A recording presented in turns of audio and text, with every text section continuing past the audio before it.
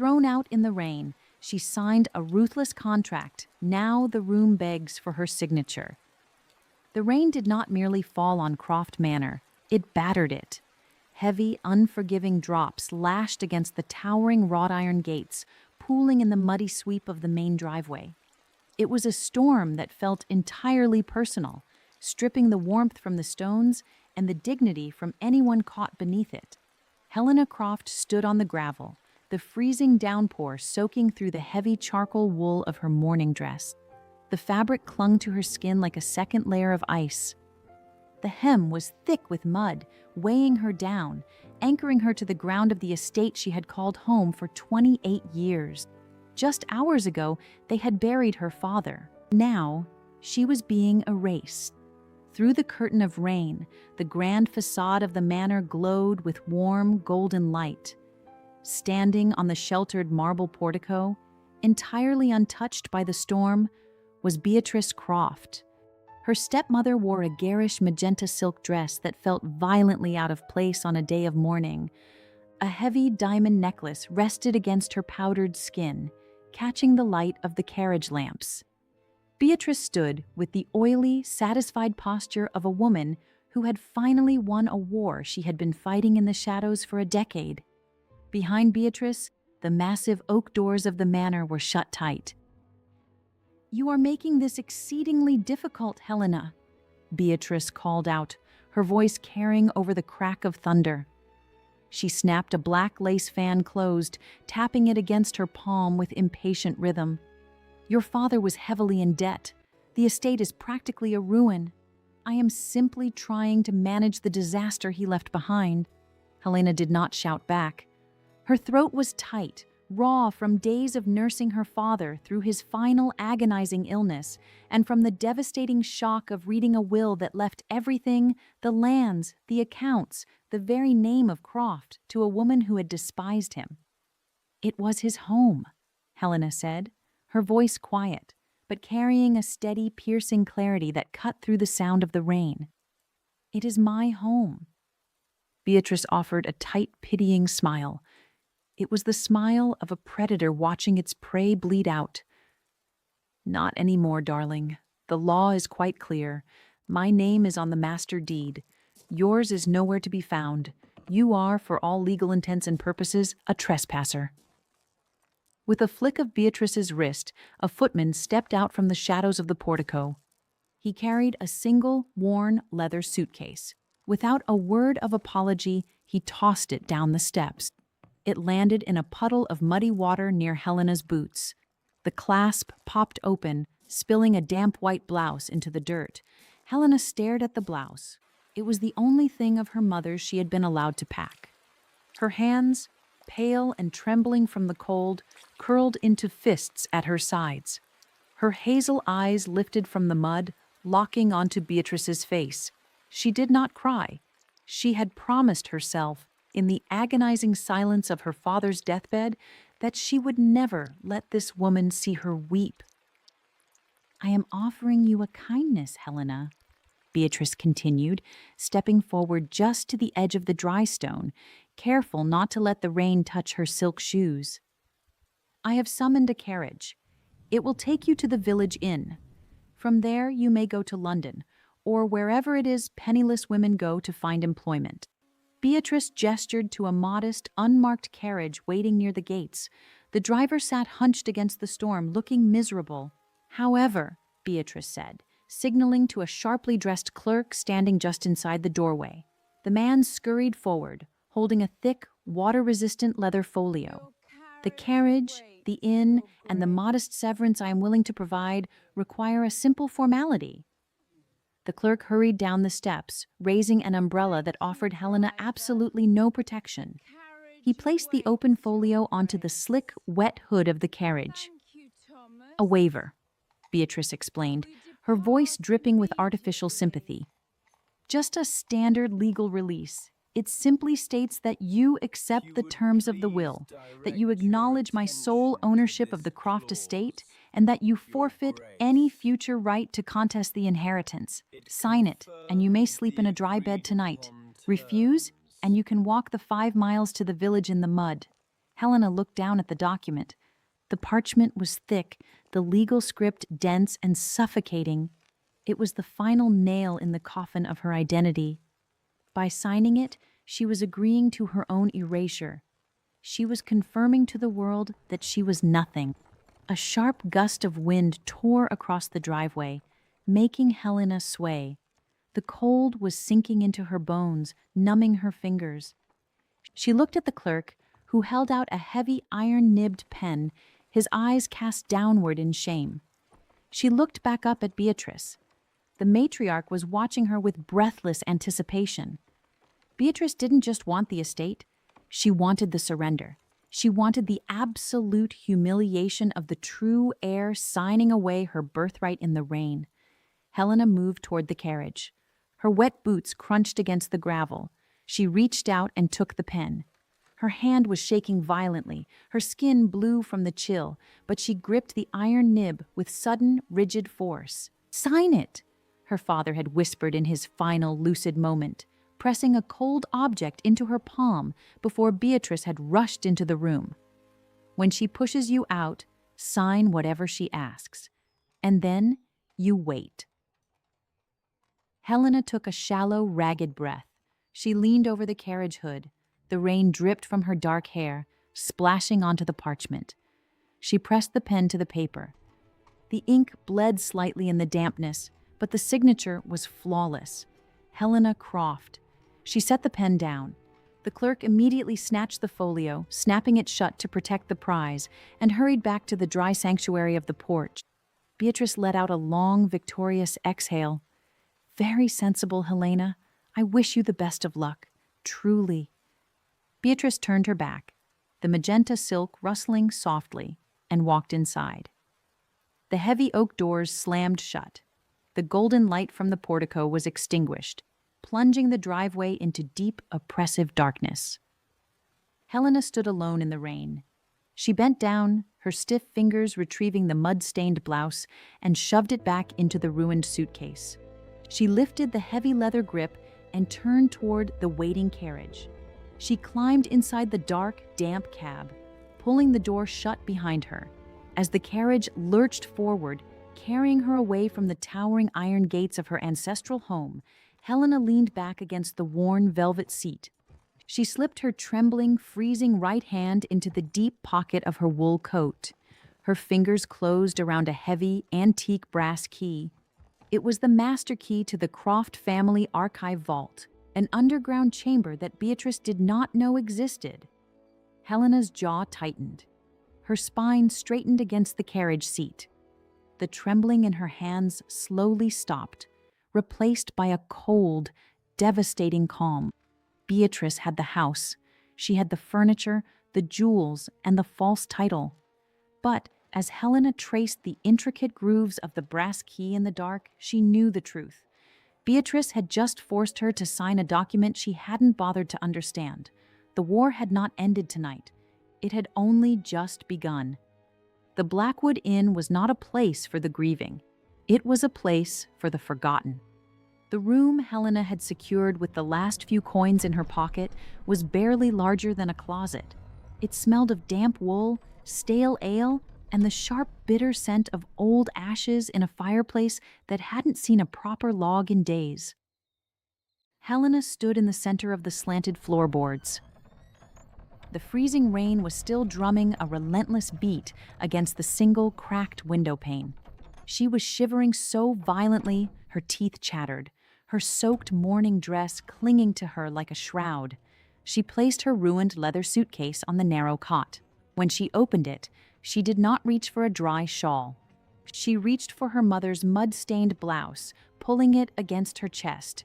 For one terrifying moment, the walls of the tiny room seemed to close in.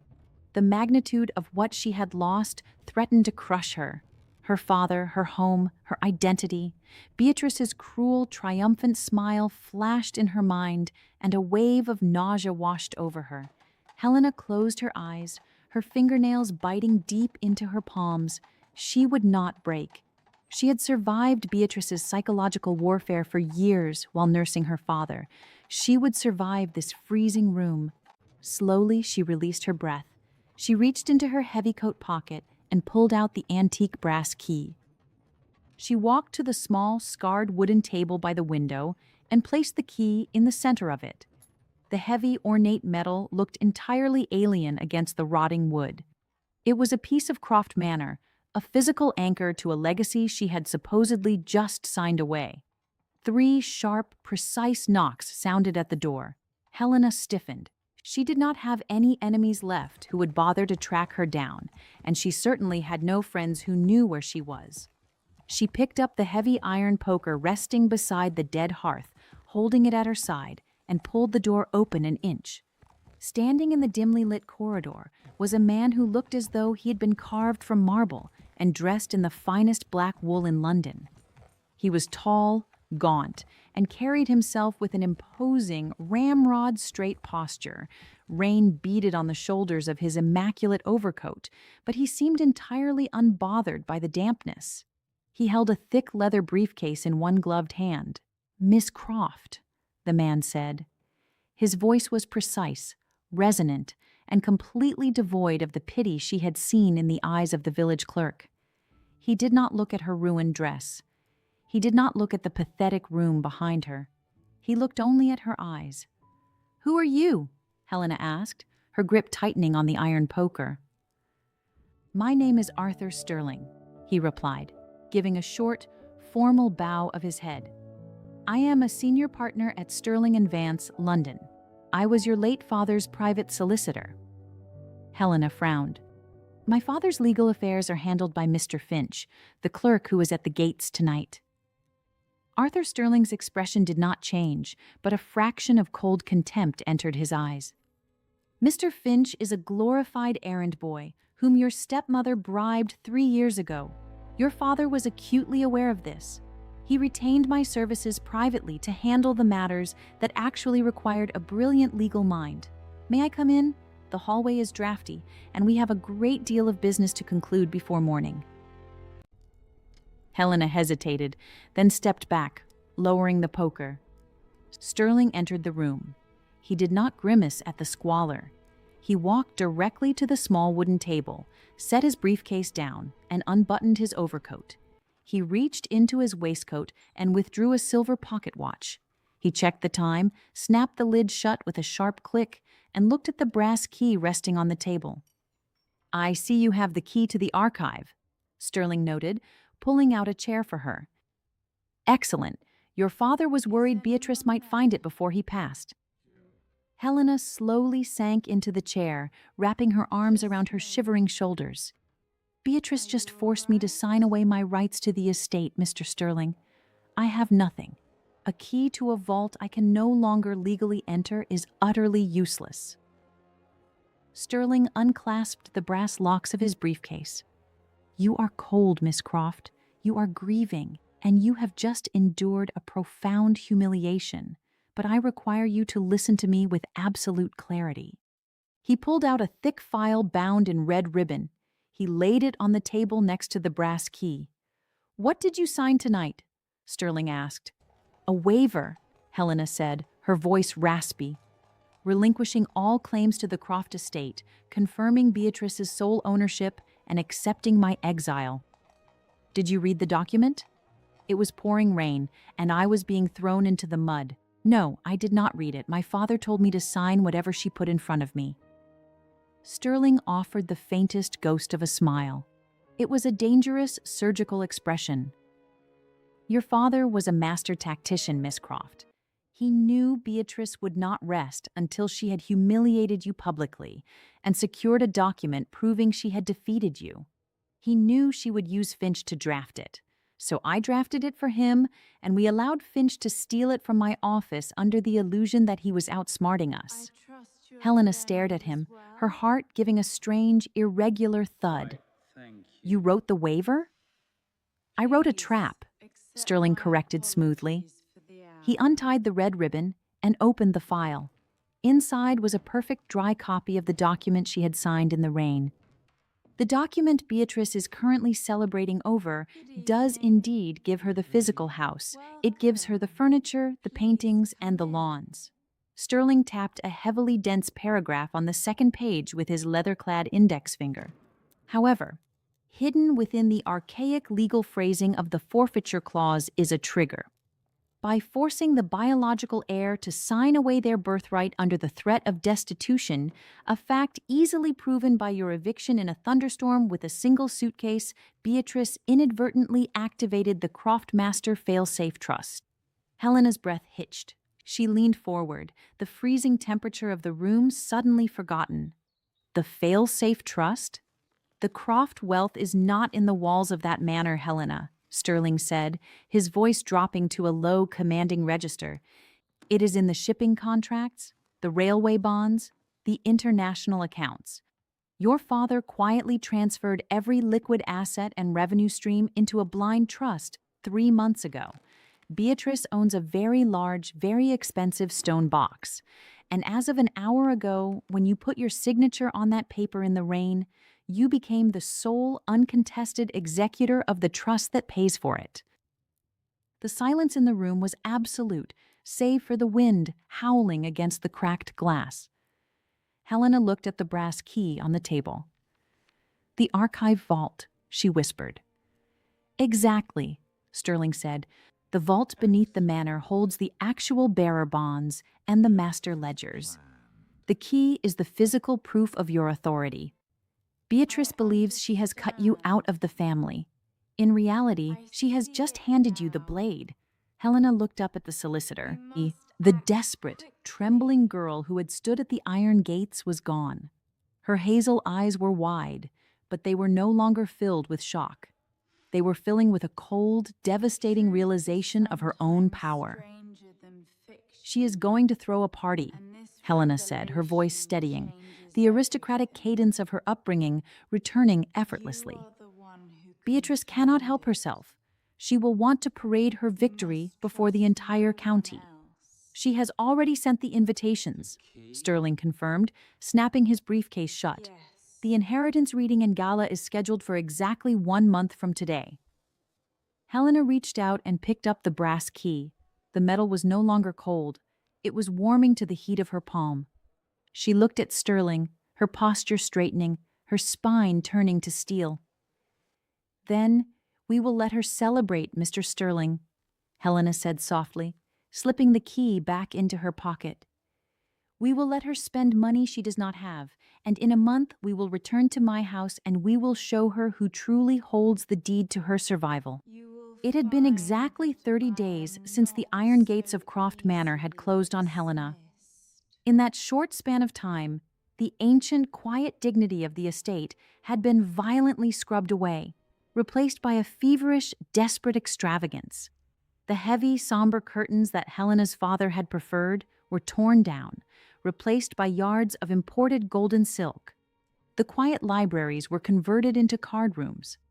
The wine cellars, carefully curated over 3 generations, were being rapidly depleted to entertain people who had never bothered to visit when the master of the house was actually alive. Beatrice Croft was not merely living in the manor, she was conquering it. On the evening of the official inheritance reading, the chandeliers in the grand foyer burned with a brilliant, expensive intensity. Beatrice stood at the base of the sweeping marble staircase, draped in a gown of heavy magenta velvet that practically screamed her newfound status. Diamonds removed from the Croft family vault under the authority of the waiver Helena had signed glittered at her throat and wrists. She snapped her black lace fan open and shut, a steady rhythm of absolute, unchecked authority. Tonight was not a legal formality. It was a coronation. The elite of the county had arrived in droves. They were a flock of beautifully dressed vultures, eager to drink the Croft champagne and align themselves with the new matriarch. There were local magistrates, minor lords, and, most importantly, the estate's primary creditors. Beatrice had invited them specifically to witness the final, legal transfer of the Croft wealth into her sole possession. She wanted them to see that her credit was infinite. "A magnificent evening, Beatrice," Lord Harrington purred, kissing the air near her cheek. He was a man of vast wealth and terrifyingly strict ledgers, holding several large mortgages on the Croft tenant farms. Though one must ask, have there been any whispers of your stepdaughter? Rumor has it, she was seen boarding a common coach to London with nothing but a ruined suitcase. Beatrice offered a soft, perfectly calibrated sigh of manufactured pity. Poor Helena. Her father's death shattered her mind, I fear. She surrendered her claim to the estate entirely of her own volition. She realized, quite rightly, that she lacked the constitution to manage such a vast enterprise. I sent her away with a generous allowance, of course. One can only hope she finds some quiet, unremarkable life suited to her temperament. Harrington chuckled, sipping his champagne. Very practical of you. The girl always was a bit too quiet, lacked the blood for high society. Indeed, Beatrice agreed, her smile tightening into a mask of triumph. She turned away from the lord and caught the eye of Mr. Finch. The clerk was standing near the entrance to the grand inheritance reading room, sweating profusely into his starched collar.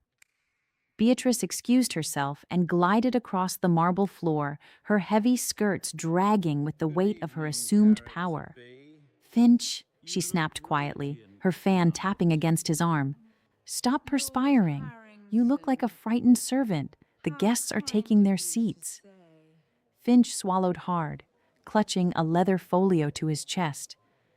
Madam, I must speak with you regarding the accounts. I sent the formal requests to the Bank of England and the international holding firms in London as instructed. I demanded the immediate release of the liquid funds to cover the renovations, the new carriages, and tonight's catering. And, Beatrice demanded, her eyes narrowing. Have the drafts arrived? Finch looked around nervously. No, madam. In fact, the responses have been highly irregular. The bank managers refuse to acknowledge my authority. They state that the accounts are currently sealed, pending the authorization of the Master Trust executor. Beatrice let out a sharp, dismissive laugh. Bureaucratic nonsense. I am the sole beneficiary of the estate. I have the signed waiver from the biological heir. You have the master deed in that very folder. I do, madam, but nothing, Finch, Beatrice hissed, leaning in close, the smell of her heavy perfume suffocating him. I have spent £10,000 on credit in the last month based on the security of this house. If Harrington or the others suspect there is even a momentary delay in my access to the capital, they will panic. You will go into that room, you will read the will, you will present the waiver, and you will declare me the undisputed owner of everything the Croft name touches. Do you understand? Finch wilted under her glare. Yes, madam. Excellent. Now open the doors. At 8 o'clock precisely, the heavy oak doors to the grand reading room were thrown open. The room was a masterpiece of old-world intimidation. Bookcases lined the walls from floor to ceiling, and in the center sat a massive, polished walnut table, large enough to seat 20. Beatrice took her place at the head of the table.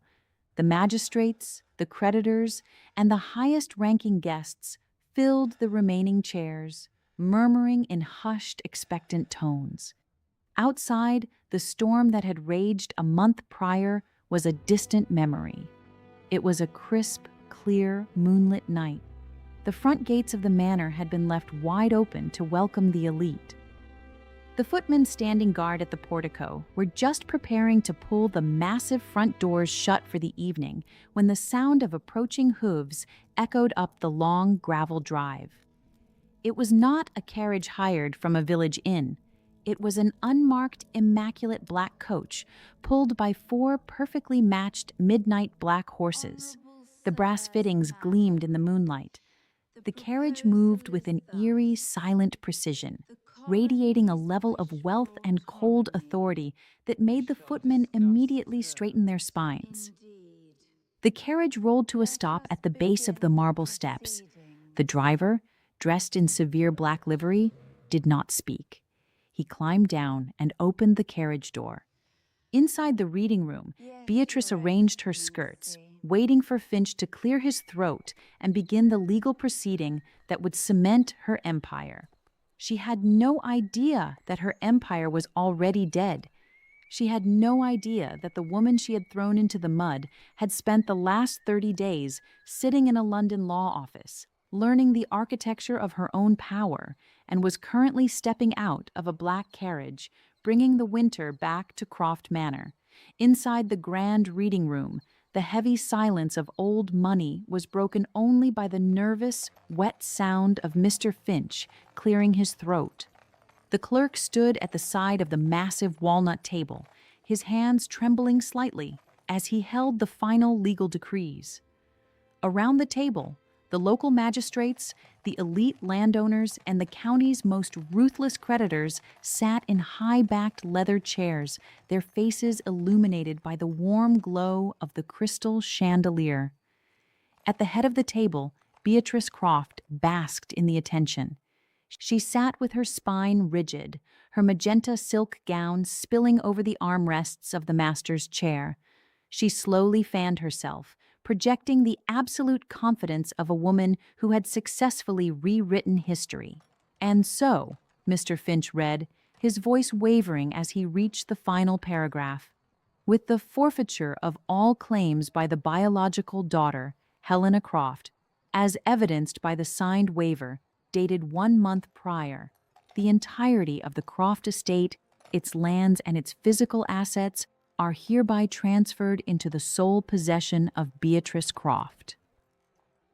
A low murmur of approval rippled through the room. Lord Harrington raised his champagne glass a fraction of an inch in Beatrice's direction. "A tragic necessity," Harrington murmured to the magistrate beside him, loudly enough for Beatrice to hear. "But the estate requires a strong hand.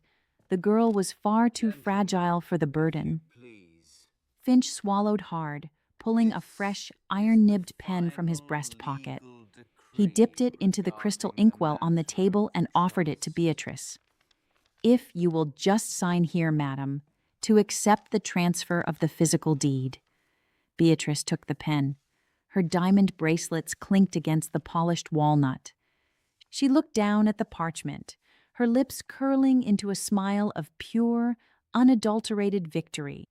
This was the moment she had dreamed of since the day she married a man who never truly loved her. This was the moment she erased his bloodline and replaced it with her own. She pressed the nib to the paper. Before the ink could bleed into the parchment, the heavy brass handles of the double oak doors turned. There was no knock. There was no announcement from the footman. The massive doors simply groaned and swung inward with a slow, deliberate weight that immediately drew every eye in the room. The pen froze in Beatrice's hand. Standing in the threshold, perfectly framed by the dark, polished wood of the doorframe, was Helena Croft. The room lost its voice. The collective breath of the elite society was sucked away in an instant, replaced by a dense, suffocating silence. Helena was not the shivering, pathetic creature they had been whispering about. She was not the broken woman who had been cast out into the mud with a ruined suitcase.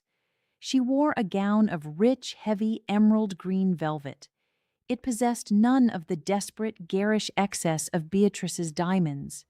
Instead, it relied on flawless tailoring, a high, structured collar, and the undeniable, quiet weight of aristocratic authority. Her dark brown hair was pulled back from her face, secured with a simple black velvet ribbon, exposing the sharp, elegant lines of her jaw and the high forehead that was the undeniable trademark of the Croft bloodline. She did not look fragile. She looked untouchable. Helena stepped into the reading room. Her movements were slow, grounded, and perfectly controlled. The heavy velvet of her skirts brushed against the Persian rug with a soft, expensive whisper. Lord Harrington slowly lowered his champagne glass, placing it on the table with a dull thud. His predatory eyes narrowed. He was a man who understood the shifting currents of power, and the woman walking toward the table was radiating a chilling, absolute dominance that made the hairs on his arms stand up. Helena did not glance at the magistrates. She did not look at the creditors who held the mortgages on her family's land. She kept her deep hazel eyes locked entirely on the woman sitting in her father's chair. As Helena approached the opposite end of the long walnut table, she remembered the freezing rain. She remembered the mud seeping through her boots, the bitter cold of the village inn, and the agonizing ache in her chest. But her heartbeat did not flutter. It beat with a slow, steady rhythm of ice. The pain had burned away, leaving only the devastating clarity of her purpose. Beatrice's powdered face had gone stark white. The smug, victorious smile shattered, replaced by a look of visceral panic. She dropped the pen. It clattered against the wood, leaving a black ink stain on the pristine parchment. "What is the meaning of this?" Beatrice demanded, her voice shrill, instantly shattering her carefully cultivated illusion of grace. She slammed her hand flat against the table and stood up. "How did you get past the gates? You are a trespasser." Helena reached the end of the table. She placed her bare hands lightly on the polished walnut edge. She did not raise her voice. She did not need to. Her tone was low, quiet, and carried the effortless command of a woman standing in her own home. "I am attending the reading of my father's will, Beatrice," Helena said smoothly, "as is my right." "You have no rights here," Beatrice shrieked, the magenta silk trembling as she pointed a shaking finger at Helena. "You signed them away, in the dirt, where you belong. I own this estate." Beatrice looked wildly toward the doorway, where two large footmen had nervously appeared, unsure of what to do. "Footmen!" Beatrice ordered, her voice echoing off the bookcases. "Seize this woman! Throw her out into the driveway immediately." The footmen hesitated. The sheer commanding presence of the emerald-clad woman at the end of the table rooted them to the floor. They exchanged a panicked look, then slowly began to step forward, intimidated by Beatrice's screaming. Before either man could cross the threshold, a tall, gaunt figure stepped out of the shadows of the hallway, positioning himself directly behind Helena's right shoulder. Arthur Sterling entered the light. His silver pocket watch chain glinted against his immaculate black three-piece suit. He held his leather briefcase in one hand and a thick file bound in red ribbon in the other.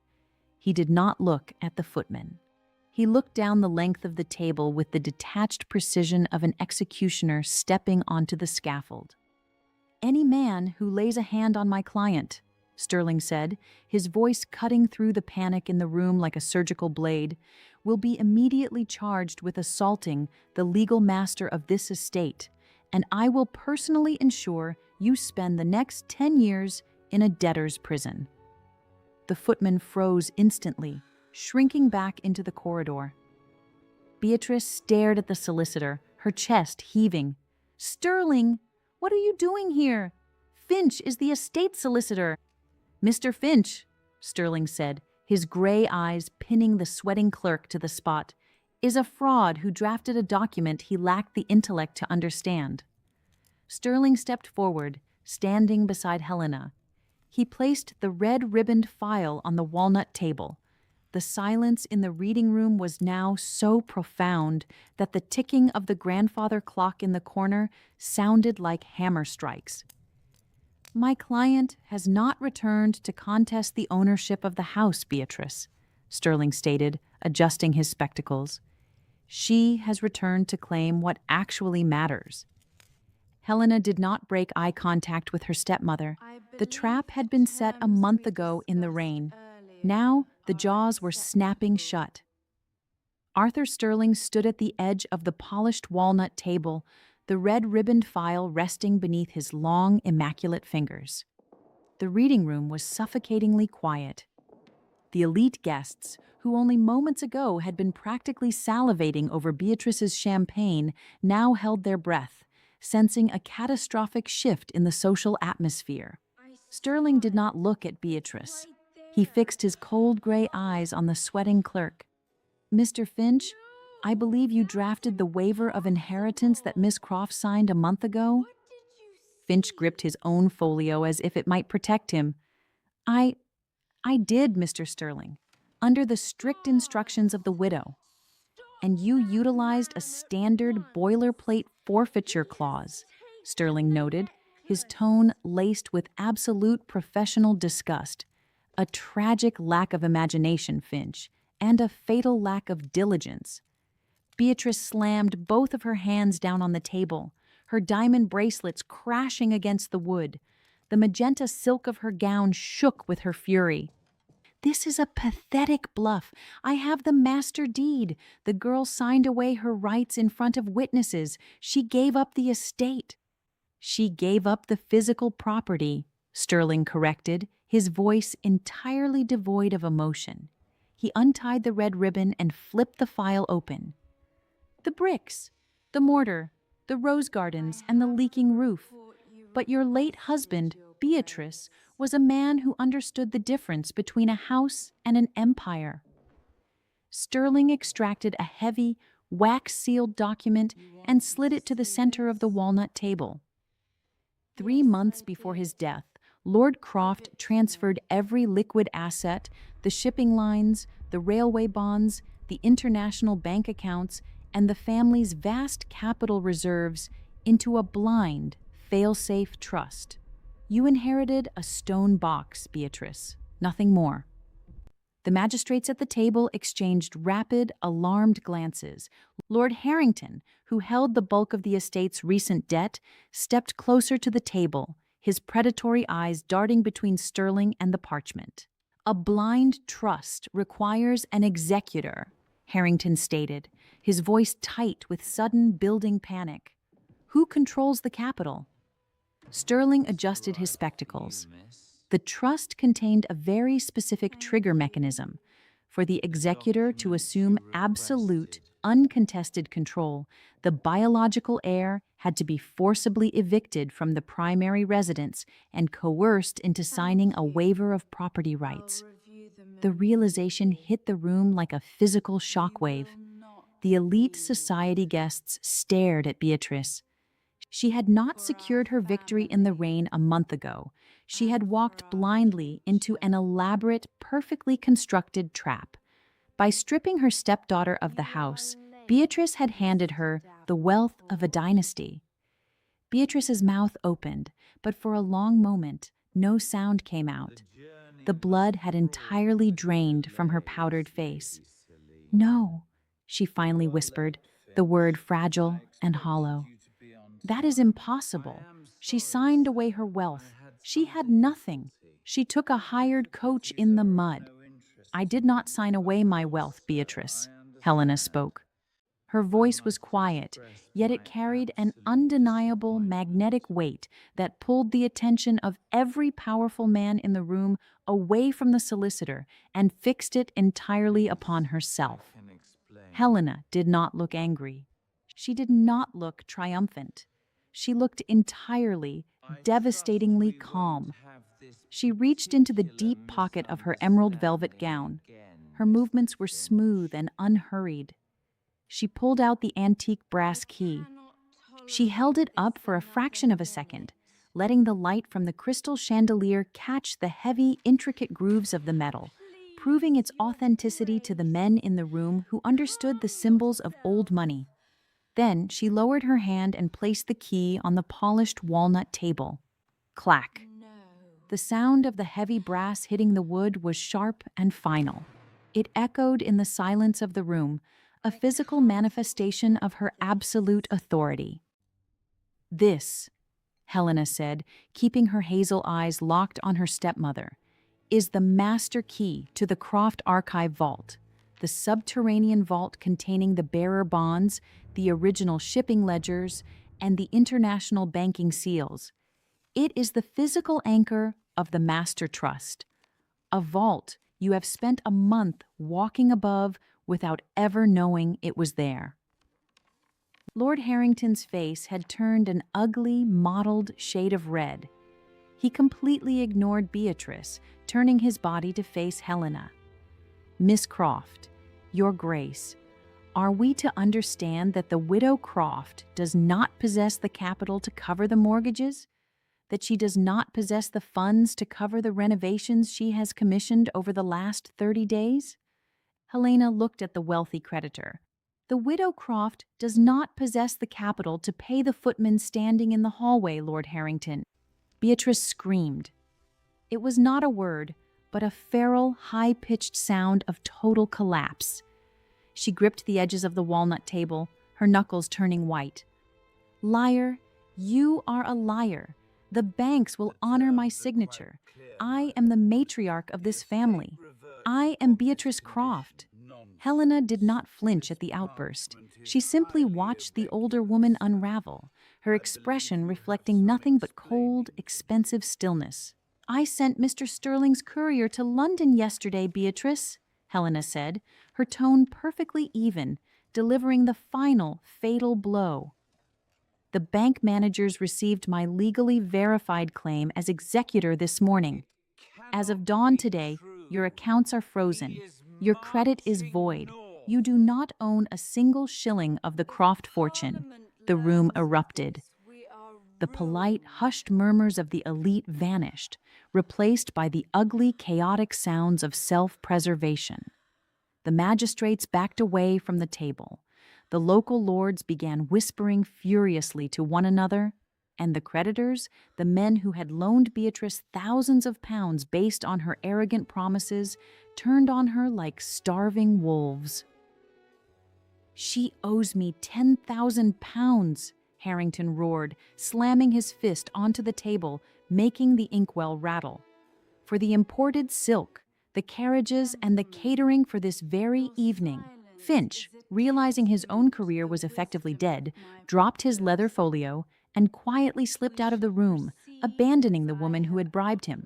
Helena stood at the end of the table, entirely untouched by the chaos breaking out around her. She looked at Lord Harrington, offering a cold, microscopic shift of her lips that barely qualified as a smile. "Then I suggest you ask her how she intends to pay you, Lord Harrington," Helena said softly, "because she will certainly not be using my money to do it." Beatrice looked wildly around the room. The sycophants who had toasted her 10 minutes ago were now glaring at her with open disgust. The illusion of her power had evaporated, leaving her completely exposed, trapped in a grand house she could no longer afford to light. The grand inheritance reading room, designed for quiet contemplation and polite aristocratic negotiations, had become a cage. The illusion of Beatrice's empire shattered so completely that the air in the room felt violently thin. Lord Harrington did not simply demand his money, he orchestrated a financial execution. "Magistrate Thorne," Harrington barked, turning to a pale, sweating man seated near the fireplace, "I require an immediate writ of seizure. The widow Croft has secured 10,000 pounds in goods and services from me under fraudulent pretenses. I will not wait for a court date. I want the carriages in the stables. I want the imported silk torn down from the windows. I want the silver from the dining room packed into crates tonight." "You cannot do that," Beatrice shrieked. She stumbled forward, the heavy magenta silk of her gown catching on the leg of a chair. "This is Croft Manor. I am a peer of the realm. I have a title." "You have a stone box and a staggering mountain of debt," Harrington sneered, stepping away from her as if her sudden poverty were a contagious disease. "You have no liquid capital. You have no credit. And by tomorrow morning, when the merchants in London hear of this, you will have the bailiffs at your door with warrants for your arrest. You are going to debtor's prison, Beatrice." The words struck her like a physical blow. Beatrice's knees buckled. She caught herself on the edge of the massive walnut table, her diamond bracelets scraping harshly against the polished wood. The black lace fan she had wielded like a scepter only minutes ago slipped from her trembling fingers and fell unheeded to the Persian rug. She looked frantically around the room. The local lords, The men who had kissed her hand and drank her expensive champagne were physically turning their backs on her, distancing themselves from the scandal. There was no mercy in their eyes. High society did not forgive those who ran out of money. Slowly, Beatrice's panicked gaze traveled down the length of the long walnut table. It stopped on Helena. Helena stood exactly where she had been, a pillar of emerald velvet and cold, devastating calm. She had not moved to intervene. She had not raised her voice to join the shouting. She simply watched the collapse of her abuser with the detached fascination of a scholar observing a predictable chemical reaction. Arthur Sterling stood silently behind her right shoulder, a perfect, unmoving shadow, holding the red-ribboned file that contained the legal proof of Helena's absolute supremacy. Beatrice realized, with a sudden, suffocating clarity, that there was only one person in the room, perhaps in the entire country, who could save her. "Helena!" Beatrice gasped. The shrill, demanding tone was gone, replaced by a wet, ragged desperation. Beatrice let go of the chair and began to walk down the length of the table. Her heavy skirts dragged on the floor, no longer a symbol of wealth, but a physical weight dragging her down. She stopped 2 feet away from Helena, her eyes darting frantically to the antique brass key resting on the wood between them. "Helena, please," Beatrice begged, her voice cracking. Tears began to spill over her eyelashes, carving muddy tracks through the thick layer of expensive powder on her cheeks. "You must help me. They will take everything. They will put me in a cell." Helena did not blink. She did not step back from the weeping woman. She maintained her posture, her spine straight, her hands resting lightly on the edge of the table. "You own the house, Beatrice," Helena said, her voice dropping to a quiet, precise cadence that forced the entire room to strain to listen. "You wanted it entirely for yourself. You have it." "I cannot maintain it," Beatrice sobbed, reaching out a trembling hand. She stopped just short of touching the emerald velvet of Helena's gown, instinctively realizing that touching her would be a fatal error. "I have no money for coal. I have no money for the staff. I cannot even afford the food in the pantry without credit. You control the trust. You have the capital." "I do," Helena agreed smoothly. Beatrice swallowed hard, her chest heaving. She looked at the iron-nibbed pen lying on the table, the one she had dropped when Helena first walked in. The ink had stained the legal parchment. "A signature," Beatrice pleaded, the words tumbling out in a pathetic, rapid rush. "Just one signature, Helena. Sign a release for a partial disbursement from the master trust. Just enough to clear Harrington's ledgers. Just enough to keep the bailiffs away, please. I was grieving your father. I was not thinking clearly. I made a terrible mistake. We are family." The room went entirely silent. The creditors stopped arguing. The magistrates stopped writing. Every man in the room watched the true heir of the Croft dynasty, waiting to see if she would bend to the weight of a crying woman's public humiliation. Helena looked down at the pen on the table. She thought of the rain. She thought of the bitter, biting wind tearing across the driveway. She remembered the sheer terror of sitting in a freezing room at the Blackwood Inn, calculating how many meals she could afford before she starved. She looked back up at Beatrice. "Do you remember the hood of the carriage, Beatrice?" Helena asked. The question was soft, almost a whisper, but it carried the weight of an anvil. Beatrice blinked, confused by the shift, her tears momentarily stalling. "What?" "The carriage you hired to send me away," Helena continued, her hazel eyes completely devoid of warmth. "It was raining so hard the parchment was dissolving. I asked you for my mother's pearl brooch before I left. You told me it belonged to the estate now. You watched your footman throw my suitcase into a puddle of mud, and then you smiled." Beatrice flinched, stepping back as if Helena had struck her. I was trying to protect the estate." "You were trying to break me," Helena corrected, her voice hardening into a blade of pure ice. "You wanted me to leave in tears, humiliated and destitute. You wanted me to beg. You wanted to watch me surrender." Helena slowly reached out and picked up the antique brass key. The metal glinted under the chandelier light. She held it loosely in her palm. "I did not beg you in the rain, Beatrice," Helena said, the absolute unyielding dignity in her posture radiating outward, forcing the men in the room to lower their eyes in uncomfortable reverence. "And I will not allow you to disgrace this house by begging me now." The brass key gleamed in Helena's hand, a small, heavy anchor of absolute authority in a room completely unmoored by panic.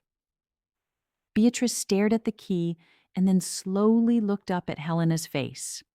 The desperate hope in the older woman's eyes fractured, crumbling into the terrifying realization that her tears held no currency here.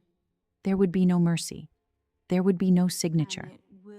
"You cannot do this to me," Beatrice whispered, her voice a hollow, broken thread. "I was your father's wife." "You were a parasite on his name," Helena corrected smoothly, "and you have finally run out of host." Helena turned her gaze away from the weeping woman, dismissing her entirely. The absolute, clinical indifference was worse than any shouted insult. It completely stripped Beatrice of her remaining consequence. She was no longer a rival. She was simply a problem the estate was moving past. Arthur Sterling stepped forward, picking up the ink-stained pen from the table and carefully capping it. "The Master Trust will not be dispersing funds to cover fraudulent debts, Beatrice. I suggest you vacate the premises before the magistrate begins his inventory." Lord Harrington seized the opening. "She will not leave with a single piece of jewelry," he barked, pointing a thick finger at Beatrice's diamond necklace. "Every asset on her person, every silk dress in her wardrobe, belongs to the creditors now. Magistrate Thorne, I want the locks on her chambers changed immediately." The magistrates and creditors surged forward, a wave of dark suits and predatory intent, completely cutting Beatrice off from the head of the table. Beatrice shrank back, weeping hysterically as the men who had flattered her an hour ago began demanding the bracelets off her wrists and the rings off her fingers. Helena did not stay to watch the feeding frenzy. It lacked dignity. She turned and began to walk toward the heavy double doors of the reading room. Her emerald velvet gown swept across the Persian rug, moving with a quiet, regal grace that instantly commanded the space. Lord Harrington, realizing the true power was leaving the room, abandoned his harassment of Beatrice and scrambled to intercept Helena. He stepped into her path, attempting to stretch his aggressive features into a fawning, diplomatic smile. "Your Grace," Harrington said, dipping his head in a shallow, hasty bow. "A magnificent display of legal maneuvering. Truly, your father would be exceptionally proud. I trust that we can seamlessly transition the existing mortgages into your capable hands. The interest rates are quite favorable, and I have always considered myself a close friend to the Croft family." Helena stopped. She did not shrink back from the large, imposing man. She simply looked at him. The silence that followed was suffocating. Harrington's smile faltered, the sweat beginning to bead on his forehead under the weight of her icy, unblinking stare. "You sat in my father's chairs, Lord Harrington," Helena said, her voice low, measured, and dangerously calm. "You drank his champagne, and you laughed when the woman you believed owned this house insulted my mother's memory." Harrington paled, taking a small, involuntary step backward. "My lady, I assure you, it was merely the politics of the moment." "I am not interested in your politics," Helena interrupted, the steel in her voice cutting him off completely. "My father tolerated your inflated interest rates because he was ill. I am in perfect health, and I hold the capital to buy every promissory note your bank possesses. I will review your ledgers on Monday morning, Lord Harrington. If I find a single discrepancy, I will ruin you." Harrington's mouth opened, but his voice failed him. He simply nodded, a jerky, terrified motion, and stepped out of her way. The rest of the elite guests in the room watched in absolute, stunned silence. The message was explicitly clear. The Croft Empire had not just returned to its rightful bloodline, it had returned stronger, colder, and utterly untouchable. Helena walked through the oak doors, leaving the chaos of the reading room behind her. An hour later, the sky above Croft Manor broke open. weeping a steady, cold autumn rain. Helena stood on the sheltered marble portico, exactly where Beatrice had stood 30 days prior. The golden light from the grand foyer spilled out around her, illuminating the emerald velvet of her gown. She held the antique brass key loosely in her right hand, her thumb tracing the familiar grooves of the metal. Arthur Sterling stood 2 paces behind her, a silent, respectful guardian, the red ribboned file tucked securely under his arm. Down on the muddy gravel of the driveway, a hired carriage was waiting. It was not the gilded coach Beatrice had arrived in. It was a shabby, unmarked village cab, its wooden wheels sinking into the mud. The heavy front doors opened, and 2 estate footmen emerged. They were carrying Beatrice's belongings. Not the steamer trunks filled with Parisian silk, but 2 meager, scuffed canvas bags containing the bare minimum the magistrate had allowed her to keep. Without a word, the footman tossed the bags onto the roof of the cheap carriage. One of them slid off, landing with a wet thud in the muddy gravel. A moment later, Beatrice walked out into the rain. She had been stripped of the heavy magenta silk and the diamonds. She wore a plain, dark traveling cloak that offered little protection against the chill. Her hair, elaborately styled just hours ago, was beginning to plaster against her pale, tear-streaked face. She stopped near the carriage and slowly looked up at the portico. Helena looked down at her. She felt no pity. She felt no lingering rage. The wound had healed, leaving behind a smooth, impenetrable scar of absolute closure. Beatrice did not speak. There was nothing left to say. The illusion was dead, and the reality of the cold, muddy night was all that remained. Trembling, Beatrice turned away, stepping into the mud to retrieve her fallen bag before climbing into the dark, damp interior of the carriage. The driver snapped the reins. The horses lurched forward, dragging the carriage down the long, winding drive, taking the false matriarch away into the darkness. Helena watched the carriage disappear through the towering wrought iron gates. She took a slow, deep breath. The air smelled of rain, wet stone, and the undeniable, quiet scent of home. She closed her hand around the brass key, slipping it into the deep pocket of her gown. "The vault requires your inspection tomorrow morning, Miss Croft," Sterling said quietly from the shadows behind her. "It will be done, Mr. Sterling," Helena replied, her voice steady and clear. She turned away from the rain and walked back through the massive oak doors, stepping into the warmth and the light of her ancestral home. The footman moved instantly, pulling the heavy doors shut behind her, locking the cold and the past entirely outside.